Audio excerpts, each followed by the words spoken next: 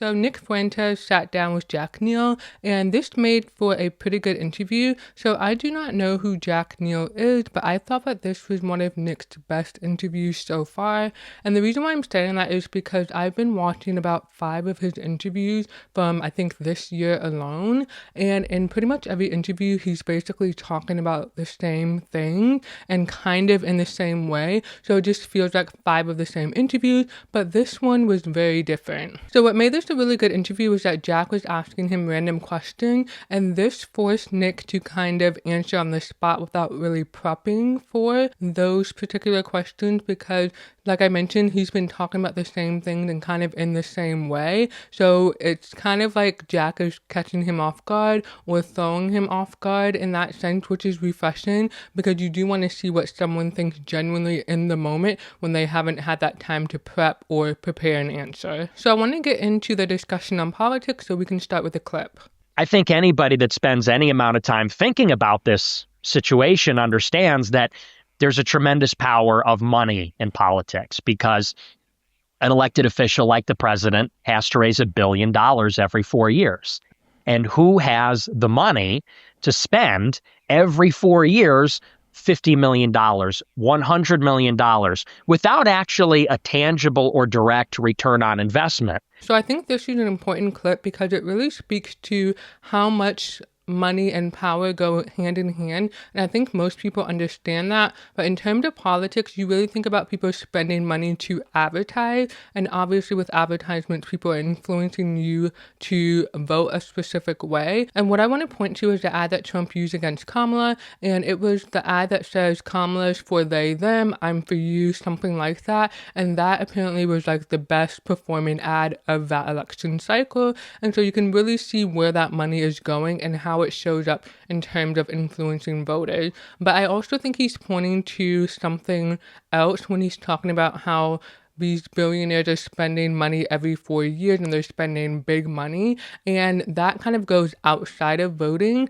and it also influences who you can even vote for. So in that sense, I think it's super important for people to understand that, because yes, you are voting, but if you don't have control over what you're voting for, then are you really impacting or influencing anything with your vote? And Nick goes on to talk about how people associate power with corruption, and he would rephrase it and say that power can be corrupt or it can be corrupted. And I think that that's super important because you do have people who have power and they use that to do good things, and there's other people who use their influence and their power to enact a terrible agenda that the rest of us have to deal with if you are not in that position to really influence things. And so he brings up this idea that the poorer you are, the more noble you're supposed to be, and then the richer you are, the more power you have, the more corrupt you can be or can become. And he also talks about how democracy is basically a majority rule. And I think that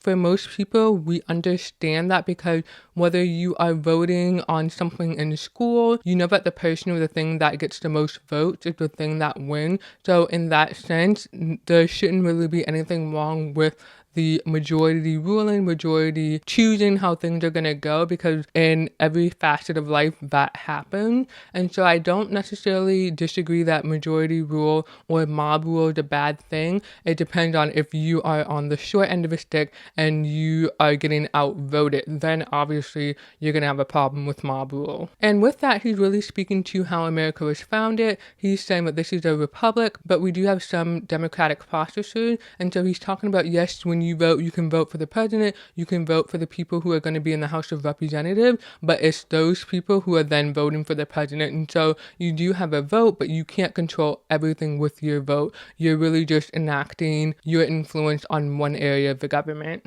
So the next thing I want to get into is Trump. And so I was a little bit disappointed when I heard this line, and I did try to find the speech that he's talking about, but I could not find it. And this hit me hard because I really do love the line from Trump that's associated with this clip, so we can just go ahead and play it. And then once he got elected, I'll never forget there was something very specific he said in 2017.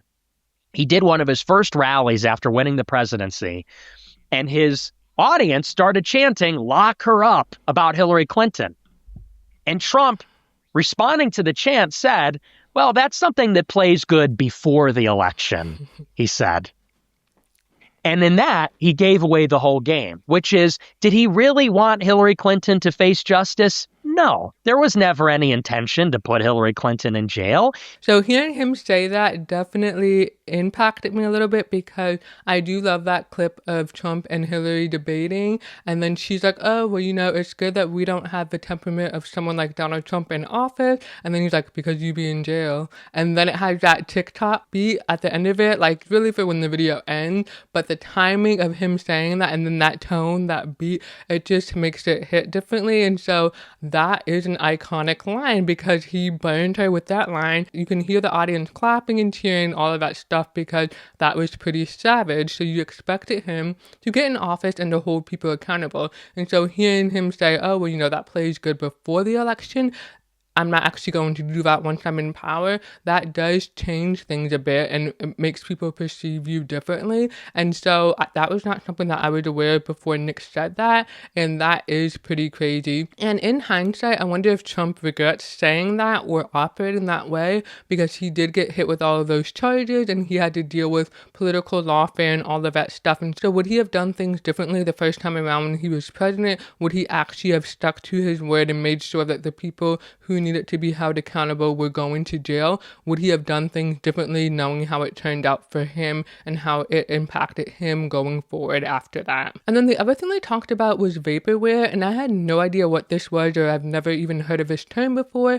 And once he started showing images on the screen of what they were referring to, then that made sense, because it's like the neon images, the 80s graphics and all of that stuff. And I personally would not have really associated that with Trump, and I completely missed this. And so I was not aware of the connection between the two of them, but he was really talking about how Trump is the symbol of the 80s, and he also talked about how you basically get a different Trump in every decade. And so I do find that pretty interesting, because I know that people can change kind of as they get older, but they don't change that drastically to where they're just like different people in every decade, you know what I mean? And so I just found that interesting that they associated him with this 80s image and all of that stuff. And I guess that makes sense, but I literally was born in 89, and so I don't know Trump from like the 80s or the 90s. I really know him from like the early 2000s and on. The point he was also trying to make was that there's this idea of Trump like promoting something or being connected to some idea or some ideal, and he's not living up to it. And he was talking about Trump coin, and I know that they released a Trump coin, but I don't really know how well it did in terms of performance. And I think he's talking about how Trump made a lot of money off of that Trump coin, but he was really saying that this didn't really go anywhere.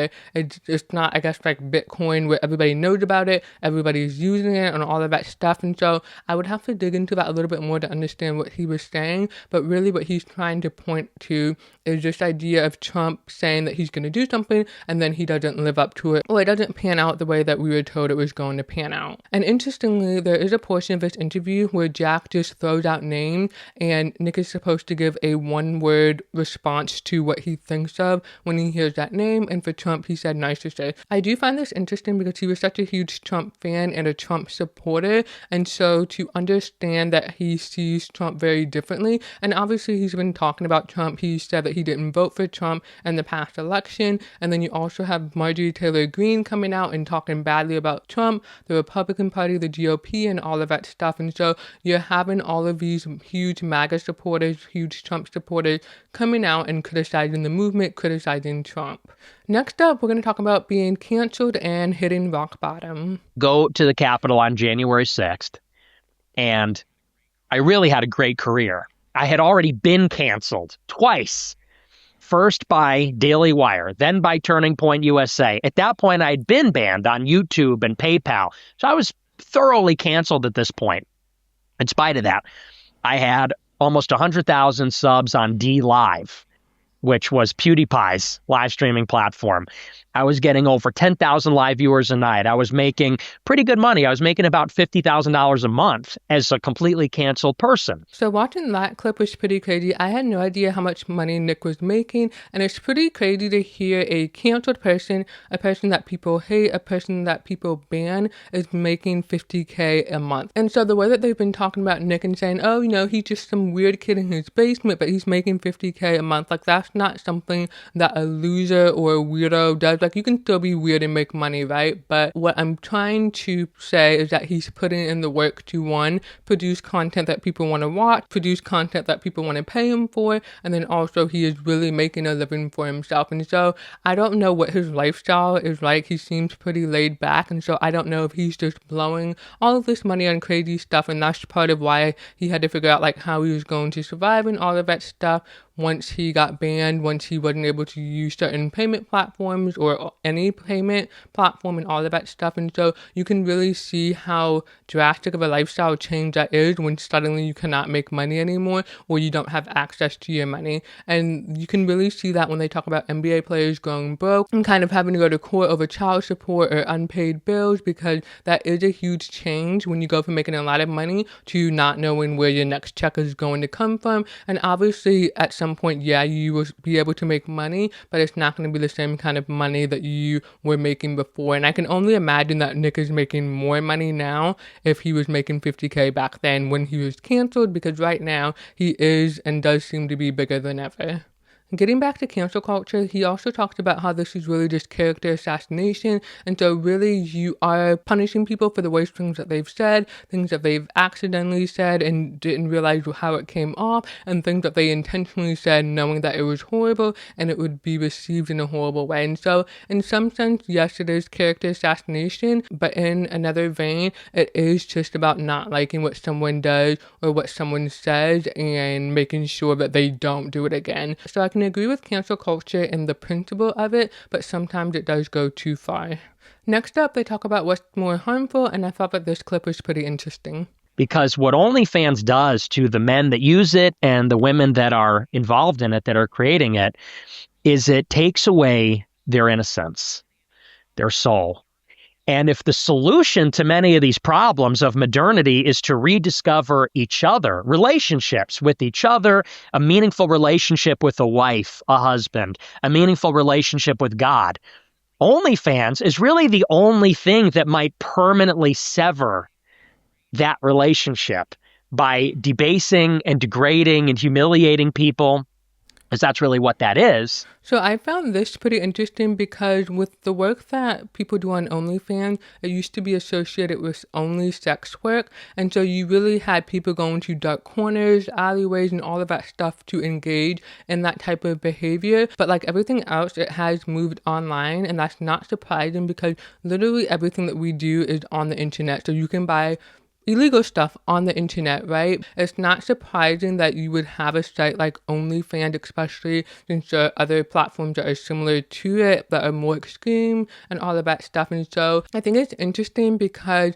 I would say that OnlyFans is kind of more modest than the alternative that I'm not mentioning. And so I just find that interesting that OnlyFans would be the most damaging thing when there's other stuff out there in that same line of work that is more extreme and is more degrading, that people watch and they do it in secret and all of that stuff, right? And so I do find that interesting because he goes on to say that Gen Z is more socially aware, more socially conscious, and he does feel like they are misguided, but their heart is in the right place compared to other generations. And so you would think that with people being more socially conscious as far as Gen Z, that they wouldn't engage in stuff like OnlyFans, because there are a lot of people who turn 18 like within the last 5 years who go on OnlyFans, right? And so that is pretty crazy because you would think that people from Gen Z would reject that kind of stuff because they are so socially aware. And he also goes on to talk about how he thinks that dating is gay or dating women is gay, and he's talking about basically the everyday kind of conversation that you have when you're dating someone. He talks about not wanting to text someone all day, and that's just normal stuff. And so I just feel like because he is waiting for marriage and all of that stuff, he is not really getting in the flow of what that actually looks like when you date someone. And I don't know if he's had a girlfriend before or whatever, right? But what I'm pointing out is that once you experience that and you have a serious relationship, I think that he's going to look at some of the things that he's saying differently. And as I mentioned in one of my past videos, I was really glad that Tucker Carlson said to him, like, hey, you know, that's not what marriage is, however you're describing it. It's actually a beautiful thing. It's about a man and a woman helping each other and all of that stuff, right? So I think because Nick hasn't been married before and all of that stuff, he is really kind of wrong in what he's saying. And he does say, you know, because I'm not in a relationship, I can have an outside opinion. I can be more objective than somebody else who is in a relationship and they're trying to keep their spouse, their partner from being mad at them because of what they say. He doesn't really have to worry about that. And I think that can be a good thing and it can be a bad thing. Moving on, he talked about rights and he talked about whether or not women should have the right to vote. And so he did state that everyone should have human rights, but he thinks that that is different from absolute rights. And one of the examples that he gave was voting. So obviously toddlers can't vote, people who are felons and people who are in prison can't vote. And so I think that that is a fair thing to argue. However, I don't think that going beyond that, that means that certain people also should not be able to vote. So you can't say that women shouldn't be able to vote because you don't like the way they think or you think that they are not capable of making good decisions. I don't think that that is necessarily fair. And one of the things that he points to is how when America was founded, only people who owned land could vote and only white men could vote. And so obviously what you're not talking about when you bring that up is that there are white men who did not own land who could not vote. And so in a sense, that is also keeping certain people from voting. You need to own property. So if not everybody is able to own property, then that impacts other decisions and other things that they can participate in. And I don't think that that is fair. I think that you should have a human right to be able to vote regardless of your gender and regardless of what mental condition you have. Now, if you do things that compromise your ability to vote, I think that that is different because you are making decisions that affect your ability to vote versus something genetically being different about you that is the determining factor of whether or not you can vote, if that makes sense. And the reason why I wanted to push back on what he was saying about how only people who own property or who have a stake in the future in the world and their community should be able to vote, because this is something that I heard in another video where someone was saying, like, if you don't have kids, then obviously you're going to be making decisions differently because you don't have a real investment in the future. And I think that that makes sense, but I also think that you have to be aware of kind of like the class struggles. So if you say that only people with property can vote or only people with kids can vote, I think that you are really kind of restricting the ability to vote in a negative way because people don't meet X criteria. I don't think that that is fair. You should just need to be a certain age and have a basic understanding of the law and be able to make a vote, because the other thing that he was saying is that 18-year-olds, they aren't really impacted by who they vote for. And I think that you can really understand that with Gen Z and younger people today who are really kind of depressed about their future, not being able to have a family, not being able to own a home. And so in that sense, that is impacted by who other people before you voted for and who maybe even yourself voted for, right? And so you can understand in a sense that that is not true. Who you vote for matters, and even if you are a young person voting, your vote matters. And so I wonder if people who are younger now, who are not quite 18, if they will kind of see their vote differently, because I believe maybe kind of earlier on in America's founding, the vote was perceived a very different way because not everybody could vote, whereas now there's even more people who could vote than before. And I think that once everybody can do something, it kind of takes the meaning away from it. But I don't think that you need to fix that by limiting who can vote going forward. Next up, they talked about the best time in America, and obviously this should really depend on your living experience, and some people may point to a time from before they were born. And for Nick, he was saying it was the early 2000s, which makes sense. I grew up in the early 2000s, and I would have probably said that was the best time in America as well, partly because I wasn't necessarily paying attention to politics. I was in middle school, high school, and all of that stuff, and so I saw the world very differently, and the world also was very different in the early 2000s than it is now. When I was growing up, we went to the mall. There was lots of cool stores. We were going to the movie theaters. Movies were good. TV shows were good. And it felt like there was a bigger sense of community growing up than there does now, especially with everything moving online. And I do find that super interesting because with my hearing loss, I actually couldn't talk on the phone when I was younger because I could not hear people. And so I gravitated towards texting when texting came out, but all of my friends couldn't text because you had the limits and all of that stuff, right? And so I also gravitated to the internet when it became a big thing as far as social media. And so I can understand that there are some good things about how things have changed over time, but I also recognize that at least for me, things were better in the early 2000s. And what Nick talks about is how basically around 9/11, that was an opportunity for America to rebuild, to establish a new identity, but we kept constantly getting into war. And he is saying that basically America doesn't know what the end of war looks like because we're always in a war, we're always having a conflict or trying to resolve somebody else's conflict. And that leads into the next topic. Where does America come from? What is our backstory? And who are we really when we think about the founding fathers? So they want to say Columbus committed a genocide. Well, first of all, that was mostly done by disease, which could not be helped, the Columbian Exchange. But second of all, they don't talk about, they have this myth of the noble savage that we got here and everybody was hanging out, smoking tobacco, and we introduced violence to these societies. Or how about they talk about the Mexican cession, that America took all this land from Mexico. Read about the Comanches. Read about what the Comanches did to the Texans in the middle of the 19th century. They went into towns of Texan settlers and they skinned people. They boiled them alive. They set them on fire. I mean, this was savagery that was unheard of in European civilization. So I do think that there's a bit of whitewashing here in terms of describing what happened when white settlers first came to the land that we now call America. And so first he talks about the idea of the settlers, white settlers, not committing a genocide against the Native American. And I do think that that's kind of ironic because I would say that when white settlers first came here, they were outnumbered by Native American and the country was majority Native American, and then white people took over, genocided them, moved them from their land, all of that stuff, and then the country became majority white. And so I do find that interesting because they are talking about how that's happening now in current day America, where the country used to be 90% white, now it's 50% white, or it's trending towards 50% white, and that's a problem for white people. They're not okay with that happening, and it's kind of not necessarily karma, but it's a repeat of what happened when white people first came to America, where they got rid of the people who were already here. And so when you talk about illegal immigration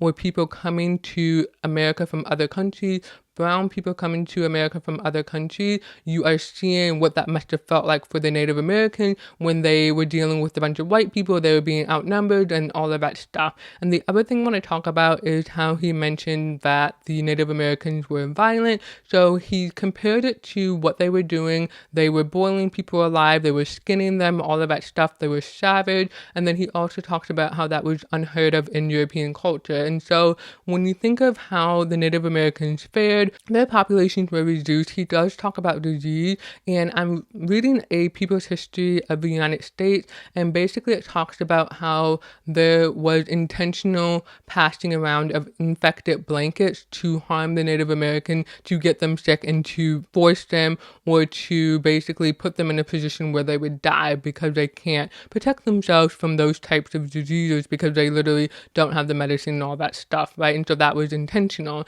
And so one, you are slowly eradicating the Native American population so that you can then take over, and then now you guys become the majority. And so I do find that interesting that he is framing it the way that he's framing it, but there's also this alternative side of what actually happened, if that makes sense. And so with him talking about America in this way, the founders and all of that stuff, he really doesn't want to focus on the sins of America. He wants to focus on the good. And so he's talking about how the founders were brilliant men, they were smart smart men. And what I want to say to push back on that is that yes, you can be smart, you can be brilliant. Being smart isn't the thing that determines if you are a good person, because you can be smart and be a horrible person, right? Yes, the founders may have created a great framework for America as we know it, but when you talk about the founders and some of them owning other human beings as property, that doesn't necessarily make you a good person. And so you can't use the good to outweigh the bad. You do have to acknowledge the bad, right? I can understand why people don't want to focus on the sins of America, but you can't ignore it and pretend like there's only good there, or you can't try to justify the bad, because what I want to say to what he said was how disease couldn't be helped. Well, if people are intentionally passing around infected blankets, that's intentional. You're trying to achieve a specific outcome, and I do find that that kind of goes against the narrative that he is talking about here. And so obviously people are going to agree with that or disagree, but I do just want to push back on that a little bit. And so I want to go back to what he was saying about how Native Americans were violent, they were savage, and Europeans hadn't really seen that before. So if we know that the Native American population was reduced, was eradicated, what did you have to do in order to make that happen? How much more violent than Native Americans did you have to be in order to overpower them, right? And so you didn't do that by being nice to them and whatever and just waiting for them to die out. There were things that you had to do in order to make that happen. You had to be more violent than them, right? That's how you win a war. You kill more people, or you get them in a position to where they just can't get the upper hand over you, right? And so I think that that is something that was kind of unspoken in what he said, but I do think that that is worth acknowledging out loud and saying that if you are dealing with violent people, you basically only can overcome them if you are as equally violent or more violent than them. There are other things that you have to think about when it comes to what does it look like when you eradicate a group of people. And then the other thing he was talking about was America becoming less white and how all of these different races and nationalities, they have their own kind of section of town, Little Italy, Little China, and all of that stuff, right? And so when you talk about America being majority white, 90% white, or 50% white, whatever the statistic is, that is why you don't have your own section of town, because you literally have everything else, right? Because for a while, mainstream culture was white culture, right? And so that is super important to acknowledge, because when you already have everything, you don't need your own little area too, right? So I think that that is why you see other nationalities, other ethnic groups with their own section in town, their own part of town, because it's compensating for mainstream culture, which is white culture. Next up, we're going to talk about Charlie Kirk, so we can just go ahead and play a clip on that. I get the impression that their marriage was political. I think it was arranged. And this happens in elite circles. Charlie was an ambitious and increasingly very powerful, very young man. Erica, from what I'm told, it was her desire to marry political royalty.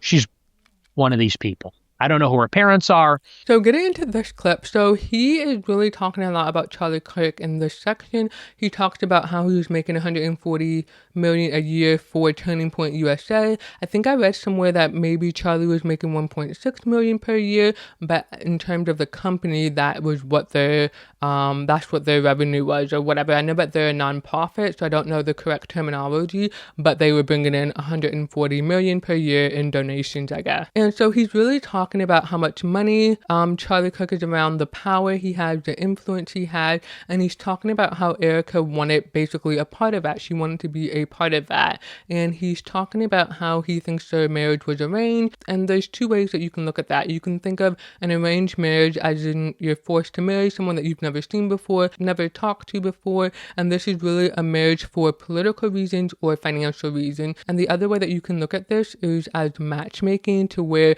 you're introduced to someone for the purpose of you finding someone to marry. What I want to point to is Bridgerton, because you see this playing out where the daughters are trying to get married off. They want to find a suitable match. Obviously, they want to be well taken care of. They want to live up to the family name, that sort of thing. And so when you have that type of thing in mind, you can understand why people are trying to find the best match, what they are looking for when it comes to the best match. And so I don't think that this is necessarily a bad thing if it was an arranged marriage. And he said something similar about Candace's marriage to George Farmer, talking about how they got married after 18 days on a FaceTime call and all of that stuff. And so I can see people wanting to marry the best partner, and there are some people who just know when they found the person that they're supposed to be with. But I also think that when it comes to an arranged marriage, people think of it as just negative thing, but really you can just think of it as people intentionally making sure that you find the right match for you. Now that can be a good and a bad thing depending on what that match is based on. And really what he's talking about here is what Candace was saying on her show,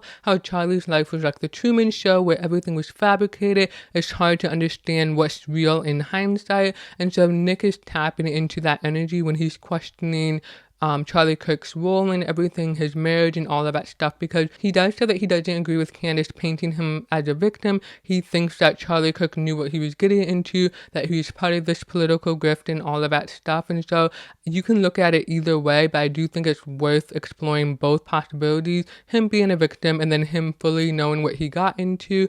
But I also think that even if you get into something, you should be able to change your mind. You should be able to explore other options or say that something isn't for you anymore. And to be more specific, going back to what Nick said in this interview, he did say that he didn't think that Charlie Kirk was a victim of power. He thought that Charlie Kirk was power. He was a pawn of power. And so that goes into what I was saying. Even if he is a pawn of power, he should have the right to change his mind or to say, hey, this isn't for me anymore.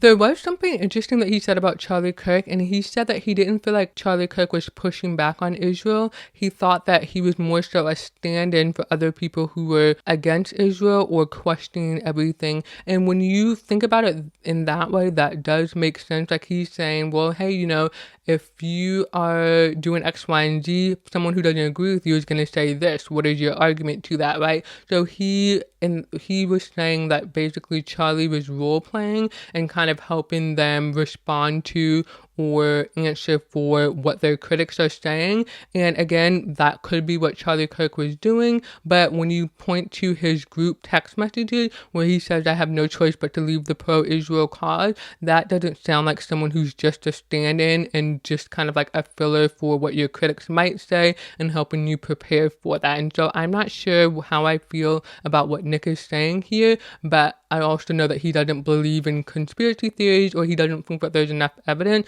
but I think that there are little signs that you can point to kind of say that he may not have just been a stand-in, and maybe at one point he was a stand-in and then he became more than that. Moving on, Nick is asked about what he can't say, and we can just go ahead and play a clip on that.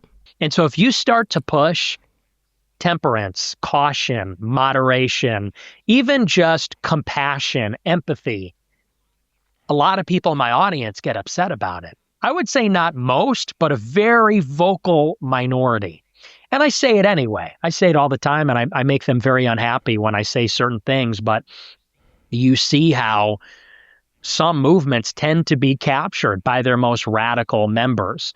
Because once you start to say that things are a conspiracy, once you start to say that, we're victims, we're being mistreated, there's a pull and a pressure to always go bigger, wider, more extreme, more intense, more angry, more cruel. So I found this clip pretty interesting because he's really talking about having a conflict with his base where he says one thing, but his base or his fan group, his whatever, they don't necessarily agree with what he's saying and they're pushing back on that. And you can really see that in his super chats when he gets stupid questions or things that he's just like, why are you asking me this? And he goes off on them. So you can see him kind of clashing with his base or his group at times. And I do find that interesting because he does have this movement around him, but he doesn't seem to be letting the movement dictate what he says or where he goes. Like, he really wants to be in control of his movement. And so he talks about basically clashing with more radical members of his movement, of his group.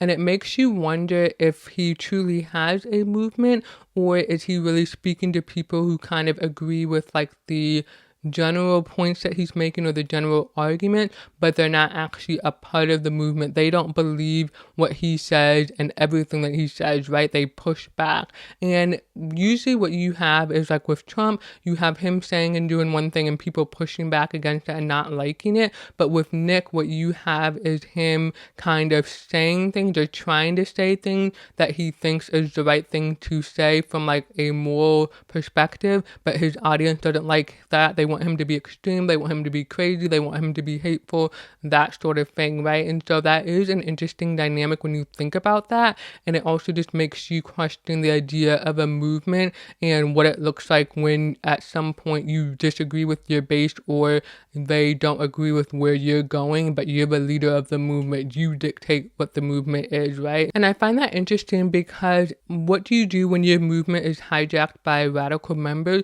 And what do you do when the leader of the movement is radical or you don't agree with their views? Do you leave the movement? Do you get a new leader? Or do you find new followers? Like, how does that work when you have people fluctuating in and out of the group? And then he also talks about conspiracy theories, and I got a little bit confused on this portion of the interview because I've always thought of conspiracy theories of when you have the truth that is intentionally hidden for negative reasons, for bad reasons, and it's in order to deceive other people. So I've always thought of conspiracies as being like that, and he does talk about two different types, so like aliens and then like political conspiracies and all of that stuff. And so I think it's all the same thing. And yes, you do have different degrees in terms of seriousness of the theory, but I've always thought of it as being around deception and intentionally hiding the truth and telling some other version or some alternate reality instead of making everybody aware of the truth.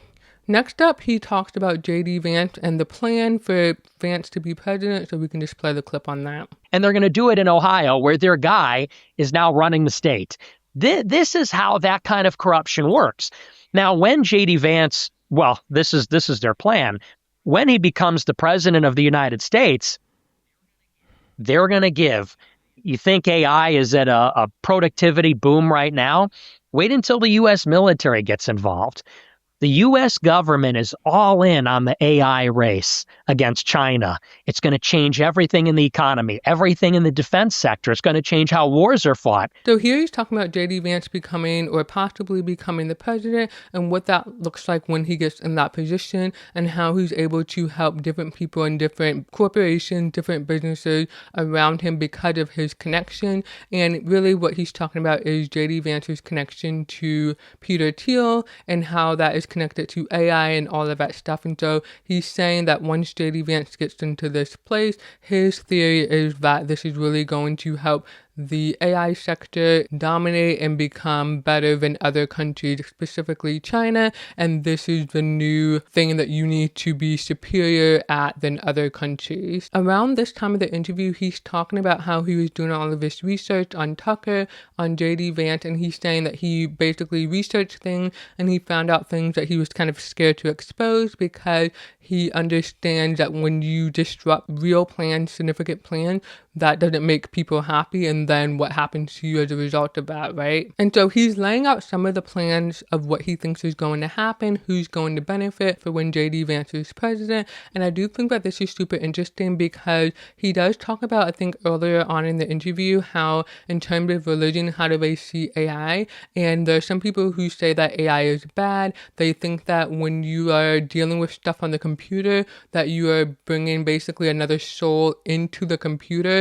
Demons basically are what AI is, and then there's other people who think that technology can be good. It just depends on how you use it. And so what Nick is arguing is that technology is neutral. It really depends on how you use it for good or for evil. Nick also talked about how he doesn't think that J.D. Vance is going to do well on the national stage, and he says that he only does well in areas where his donors are. And I do find that super interesting because right now J.D. Vance is getting a lot of flack because, one, he was talking about Native Americans and basically saying, Christian, they are better because they didn't participate in savagery and all of that stuff. But then there's also the conversation around Christian nationalism and if he's leaving his wife for Erica Kirk and all of that stuff. And obviously those are just rumors and gossip and all of that stuff. But Joy Reid did recently go viral because she was in a conversation about that. She's speaking to two women. I don't know who they are. I can picture them, but I can't think of what their podcast is called. And basically, she's talking about how Erica Kirk was hugging JD Vance, rubbing on his head, and then she's talking about him trading in his brown Hindu queen or his Hindu queen, whatever, for a white queen. And I think it's brown Hindu or something like that, right? And so people are obviously going to lean into that clip because of what they saw when that event actually happened. And then other people don't think that that's an appropriate conversation. And so obviously JD Vance is getting a lot of flack because he does have a mixed race family. How is he talking about all of these different issues as far as immigration, religion, all of that stuff? And it makes you wonder, how does it affect his marriage?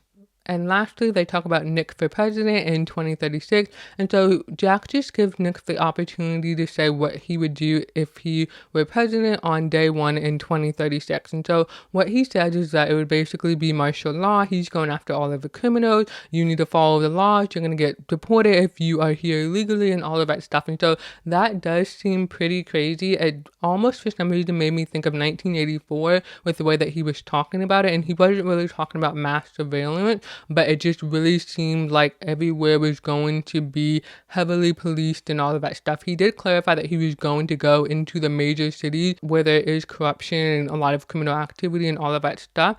And while he was saying this, I was also very interested because he does have money, obviously, but he also lives in Chicago where there is a lot of crime, right? And so he's going to see America very differently. And you would see America differently if you live in a major city versus a small town or a small city, right? And so I think that makes sense. And it is interesting when you have somebody who comes from that environment and how they want to kind of police the country or manage the country compared to someone who is really rich, but they live in a completely different environment that's protected. There's no crime and all of that stuff, right? And so I think that because of what he's seen where he lived, he would manage the country very differently. And it would be interesting to see what that looks like. But I don't necessarily agree with having police everywhere and it feeling like everything is heavily armed and heavily policed and all of that stuff, because people are unhappy about that now. And so I do think that would be a bigger problem in 2036 if he were president and that's what he decides to do. Alrighty, so that's the end of this video. I did think that this was one of Nick's best interviews, and it was more so about the questions that were asked and the way that he was given the opportunity to answer without really spending too much time on all of the stuff that we've already heard in other interviews. And so I think it is good to ask questions where Nick, again, isn't able to prepare and he has to give an honest answer. And so I did like that aspect of the interview, and I think that put a unique spin on things to make this interview different from others, because at some point it does feel like you're giving the same interview and it's literally just the interviewer who changes, and I don't necessarily like that. And so I am glad that I watched this interview. Let me know your thoughts about this interview in the comment section below. Thank you for watching, and I'll see you in the next one.